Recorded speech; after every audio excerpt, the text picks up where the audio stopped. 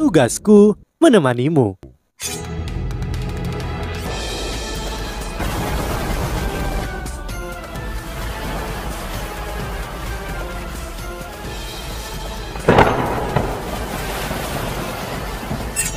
Hai sahabat Pasuk, kembali lagi bersama alur cerita versi novel Solen 2 Sekte Tang yang tak tertandingi. Jangan lupa like, subscribe, dan nyalakan tanda lonceng. Mari kita lanjutkan. Apakah kalian berdua siap? Dibandingkan dengan duel sebelumnya antara Cicuachen dan Xiao Xiao, duel ini jelas jauh lebih formal. Sampai sekarang para petinggi Sekte Tang bukan satu-satunya penonton. Setelah mendengar keributan di atas bukit, banyak instruksiwa dari 3 legiun telah meninggalkan daerah peristirahatan mereka dan mengelilingi bukit itu untuk menyaksikan duel yang akan datang. Setelah mendengar bahwa mereka akan menyaksikan duel antara Huo Yuhao dan Tang Wutong, mereka semua tampak lebih bersemangat daripada orang yang berduel itu sendiri. Mereka sangat tertarik untuk menyaksikan pertarungan antara dua master kelas atas. Huo Yuhao dan Tang Wutong sama sekali tidak cemas tentang duel. Keduanya hanya berdiri di sana ketika mereka menunggu dengan sabar untuk duel secara resmi dimulai.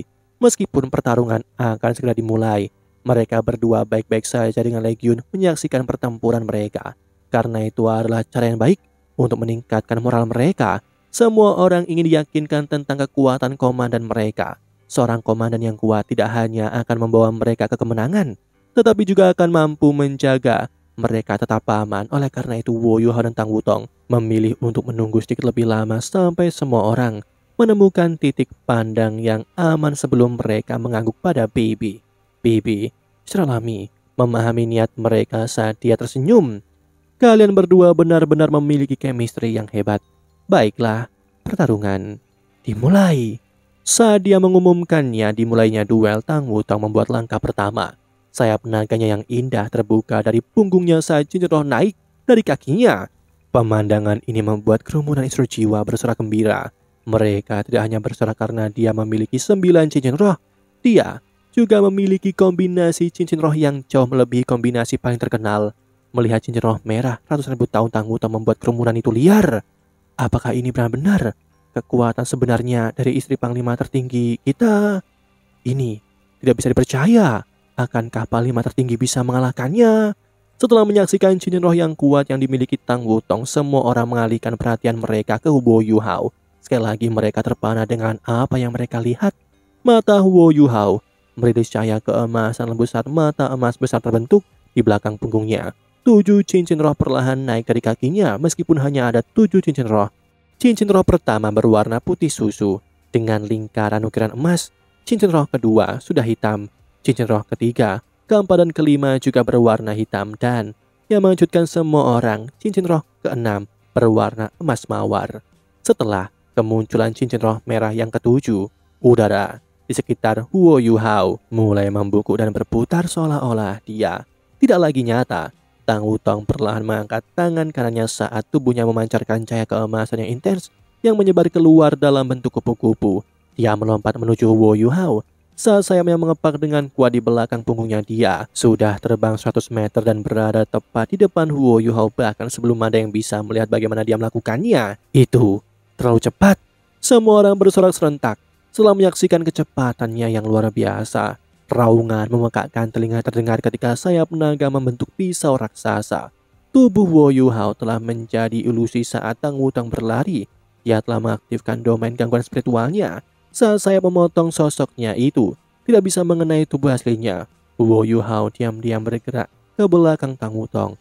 Tepat di depan mata semua orang, dia melemparkan pukulan sederhana di punggungnya. Meskipun pukulan itu tampak sangat sederhana, Tang Wutong membeku setelah menerima pukulan itu seolah-olah dia menjadi tidak bisa bergerak. Pukulan Huo Yuhao tampaknya berisi lubang hitam yang menahannya. Tang Wutong dengan ujung sayapnya yang tajam melawan tinju Huo Yuhao. Namun pada saat ini, mata Huo Yuhao menyala ketika dia melepaskan ledakan spiritual yang memancar dari pusat tubuhnya ke daerah sekitar 10 meter darinya. Rune Trisula emas di dahi Tang Wutong berkedip dan menyerap sebagian besar kekuatan dari ledakan spiritual. Ini hanya sedikit menunda Wutong ketika sayapnya terus bergerak dan bertabrakan dengan tinju Huo Yuhao. Huo Yuhao mundur dengan cepat setelah tabrakan. Yang lain juga memperhatikan bagaimana udara di sekelilingnya mulai menunjukkan tanda-tanda retak dan pecah. Retakan ini disebabkan oleh ketajaman sayap naga Tang Wutong.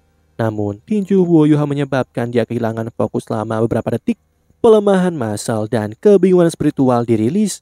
Pusaran air muncul di atas kepala Tang Wutong. Setelah merilis dua keterampilan jiwa tipe kontrol yang kuat secara bersamaan, cincin roh Huo Yuhao tiba-tiba berubah. 7 cincin asli menjadi 8 cincin roh yang berbeda. Bahkan, warnanya pun menjadi berbeda saat dia mengangkat tangan kanannya.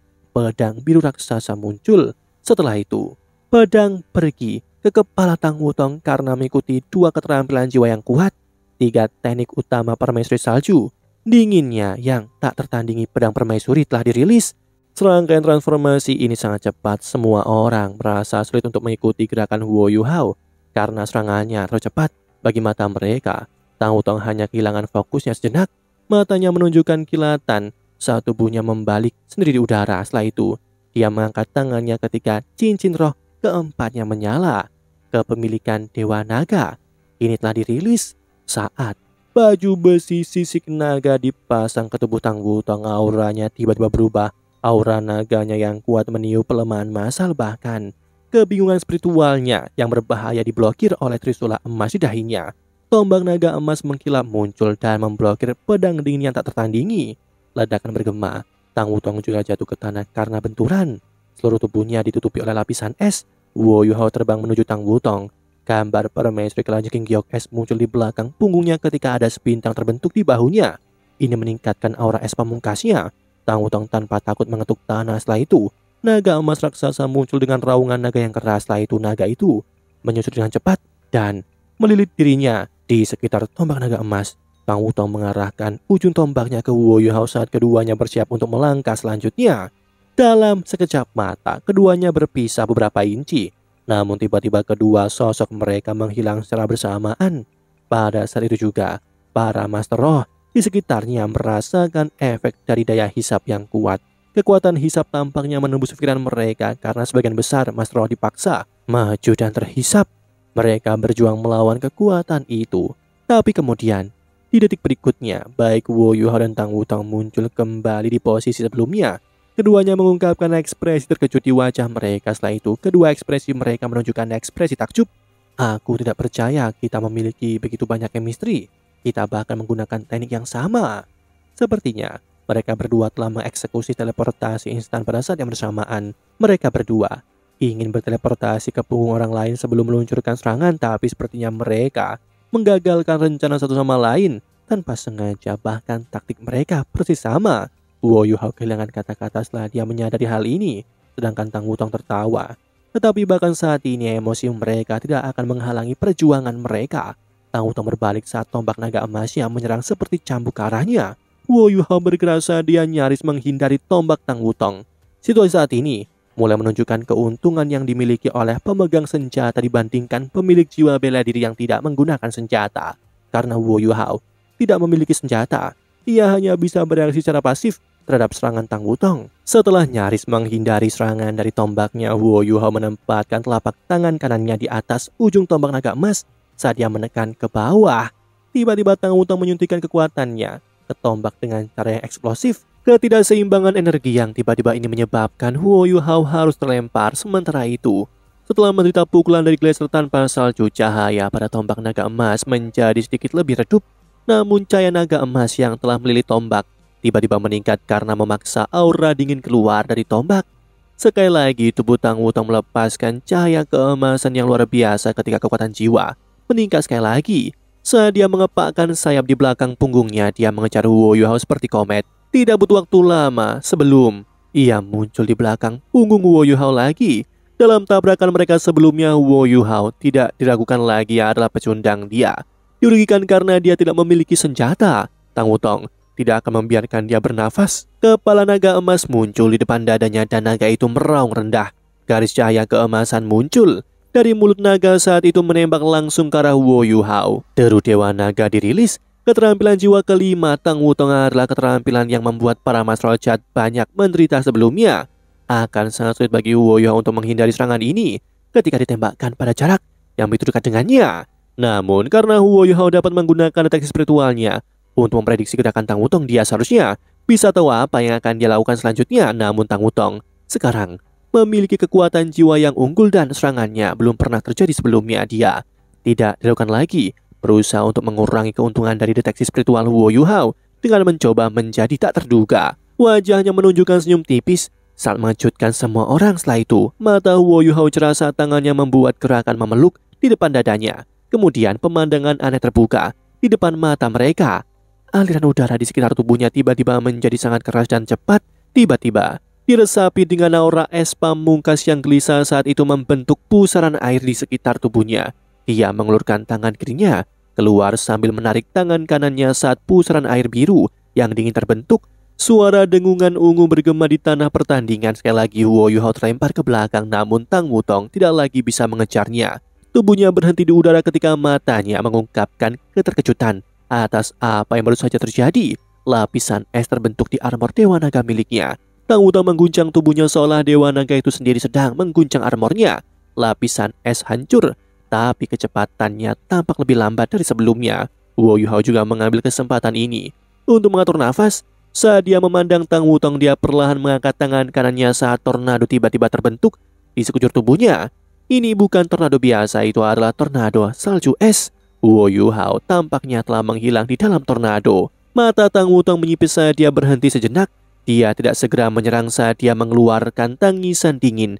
Dia mengangkat tombak naga emas yang dia gunakan dengan tangan kanannya saat dia mengarahkannya ke tornado. Pada saat yang sama, tubuhnya yang kecil meledak dengan aura yang tak terkalahkan. Bahkan Wu Yuhao belum pernah melihat aura yang baru saja dirilis oleh Tang Wutong. Dia melepaskan sepasang sayap di belakang punggungnya.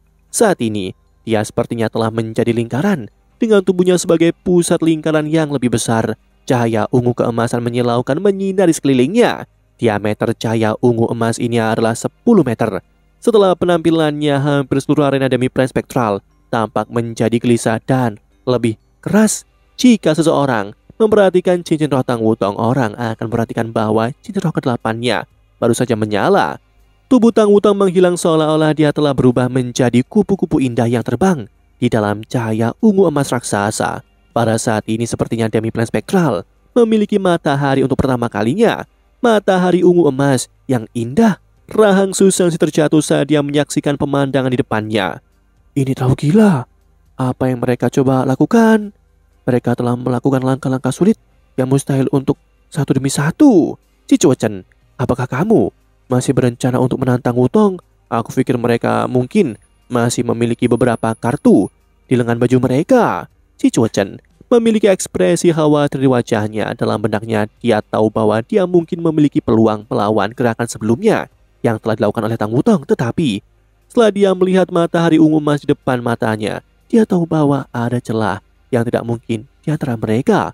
Untuk menjembatani celah ini, dia pertama-tama harus mencapai ranah Feng Hao dulu. Tetapi apakah benar-benar mudah untuk berpindah dari 8 cincin ke 9 cincin? Jiwa bela dari Ci Chuochen tidak dianggap kuat. Apakah dia bisa mendapatkan inti jiwanya? Ya, keterampilan jiwa yang baru saja dieksekusi Tang Wutong adalah keterampilan jiwanya yang ke-8, tarian naga matahari berseri-seri. Itu adalah keterampilan jiwa serangan yang sangat kuat. Saat matahari ungu emas perlahan naik ke langit, kupu-kupu naga bercahaya menari dalam kilauannya. Saat matahari naik lebih tinggi ke langit, tekanan yang dilepaskannya menjadi lebih besar. Semua mas roh yang menonton pertempuran mulai mundur dari daerah itu. Tidak ada yang ingin terluka oleh keterampilan jiwa yang luar biasa kuat ini. Demikianlah kisah untuk kali ini. Sahabat Pasuk, jangan sedih, jangan bimbang, apalagi galau, karena aku kan selalu menemanimu.